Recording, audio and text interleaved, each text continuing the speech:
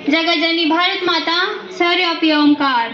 बैठे हुए आज के अध्यक्ष महोदय, अतिथि महोदय, मुख्य वक्ता महोदय, सर, मैम, भैया और प्यारे मेरी बहनों, मैं आपके सामने एक देशभक्ति कविता बोलना चाहती हूँ।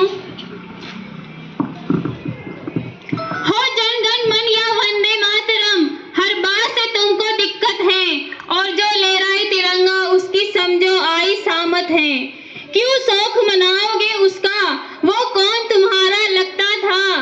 नात नाक ना वे मुला ना इशरत, नात नाक ना वे मुला ना इशरत, वो तो चंदन गुप्ता था।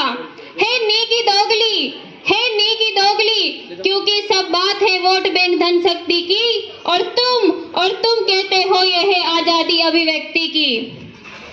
संविधान में लिखा हुआ है, अनुच्छेद 124 है, जिसमें बताया गया है कि देशद्रोह क्या है। संविधान के हिसाब से बात करती हूँ। अनुच्छेद 124 है, मुंह खोल के सब कुछ कहता है कि देशद्रोह प्रस्तुति करो संकेतों में भी रहता है, जिससे स्वतंत्रता या संप्रभुता मेरे देश की आहत हो, वो शब्द लिखित में हो या मौखिक हो। बड़ी बुरी लत सबकी है, अरे बड़ी बुरी लत सबकी है, देशद्रोह आसक्ति की, और तुम कहते हो ये है आजादी अभिव्यक्ति की। अब मुझसे सुनो, हाँ अब मुझसे सुनो, होती क्या है असली आजादी अभिव्यक्ति की।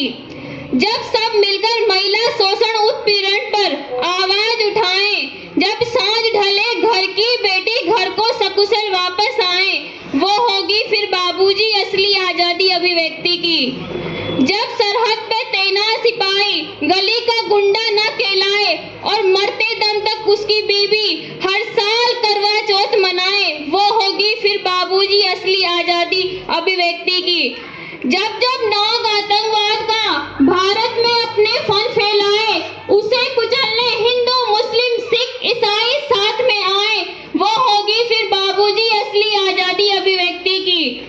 और जब भारत के टुकड़े करने वाले अपने टुकड़े गिन ना पाए, घर घर से अफसल लाने वाले पाकिस्तान में फेंके जाएं, वो होगी फिर बाबूजी असली आजादी अभिव्यक्ति की। और अंत में कविता, और कहे कविता मेरी जब देश के गद्दारों तक जाए, इसे सुन के उनकी आंखें शर्म और आंसू से झुक जाए, वो होगी